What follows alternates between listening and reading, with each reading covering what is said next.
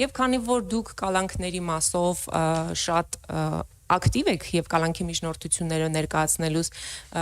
երկար չեք վարանում, ես այդ առիթով ուզում եմ ձեզ խորհրդանշական մի նվեր նվիրել։ Ընդդիմադիր պատգամավորը քննչական կոմիտեի ղեկավարին ձեռնաշղթաներ էր նվեր բերել։ Ցանկացած քաղաքացու կալանավորման միջնորդություն ներկայացնելուց առաջ երկար մտածել, արդյոք սա արժե կալանքի տանել այս քաղաքացուն, որովհետեւ այնպիսի տպավորություն է մեր երկրում,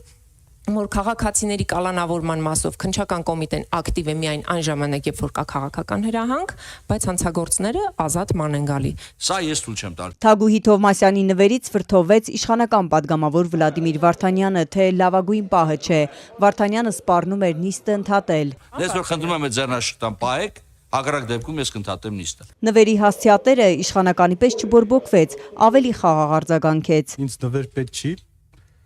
Առավել ևս այդ խաղալիքը ես դրա իսկականն ունեմ։ Իսկական ձեռնաշղթաներով վարչապետ Փաշինյանի քաղաքական հակառակորդներին ազատությունից զրկելու քրեական գործերի մասին հարցերի պակաս չեղավ այսօր խորհրդարանում։ Ընդդիմադիր պատգամավորները քննչականի ղեկավարին մեղադրում էին, թե համակարգը իշխանության ձեռքում քաղաքական գործիք է դարձրել։ Իշխանության հակառակորդներին ակտիվ կալանավորում են, հոգևորականներին հետապնդում ու հնչեղ սպանությունները չեն բացահայտվում։ Օրինակ Փարաքարի ընդդիմադիր համայնքապետի սպանությունը։ Քննչական կոմիտեի նախագահը երբ որ հելնի ասի, որ օրինակ, չգիտեմ, ասի, որ օրինակ դեպքը բացահայտված չի։ Չբացված է։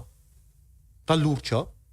Լուրջ չի, չէ՞։ Այսինքն կատարողների մասով մենք դեպքը բացահայտել ենք։ Իսկ ինչ է բացահայտել քննչականը մեկ այլ հնչեղ գործարար Սամվել Կարապետյանի գործով։ Տաշիրի սեփականատերը ազատությունից զրկվեց մոտ 6 ամիս առաջ հայ առաքելական եկեղեցին Նիկոլ Փաշինյանի արշավից պաշտպանելուց ժամեր անց։ Եկեղեցին իր ձևով պաշտպանելու խոսքերը քննչականը ներկայացնում է իշխանությունը զավթելու հրապարակային կոչ։ Բացի այս կարճ հարցազրույցից ուրիշ ապացույցներ ունեն, որ իշխանությունը զավթելու կոչ է արել։ Փաստերը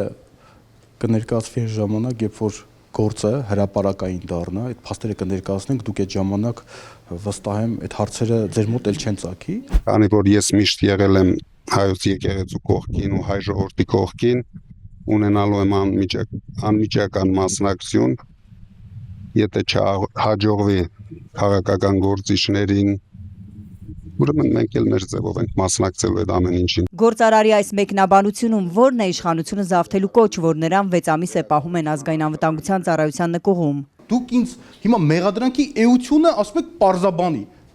Մեղադրանքի մեջ ամեն ինչ արտացոլված է։ Իշխանությունը զավթելու հրապարակային կոչի հոդվածից հետո գործարարին փողերի լվացման մեղադրանքներ առաջադրեցին։ Մեկով դատարանով էլ հաստատվեց, որ Կարապետյանի մասնակցության վերաբերյալ հիմնավոր կասկած չկա։ Ինչու այս մասով գործը չեն կարճում եւ ինչու իշխանությունը զավթելու կոչի դրվագը դատարան չի հասնում։ Երբ որ մենք միասնական մեղադրանք ունենք, օրենքը հնարավորություն չի տալի մեղադրանքը տրոհել եւ մի մասով ուղարկել դատան, այն մյուսով անձը շարունակի գտնվել քրեական հետապնդման կարգավիճակում։ Իշխանությունը զավթելու կոչի դրվագով բացի հայտնի մեկնաբանությունից լրագրողներին այլ հիմքեր չներկայացնող Պողոսյանը վստահեցնում էր, թե գործարարին քաղաքական հրահանգով չեն կալանավորել։ Արթուր Պողոսյանին հիշեցրինք վարչապետ Փաշինյանի ֆեյսբուքյան գրառումներից մեկը, որ նախորդել էր Կարապետյանի կալանքին։ Փաշինյանը հրապարակային վիրավորական բառապաշարով սպառնացել էր ընդմիշտ պասիվացնել հոգևորականների բարեգործներին։ Սա իրավապահներին ուղղորդում կամ գործին միջամտություն չէ։ Դա որևիցե կերպ միջամտություն համարել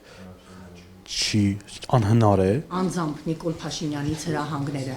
SMS-ով, հեռախոսազանգով թե մեյլով եք ստանում։ Թույլ տվեք ձեր հարցին չպատասխանել, քնար։ Որովհետև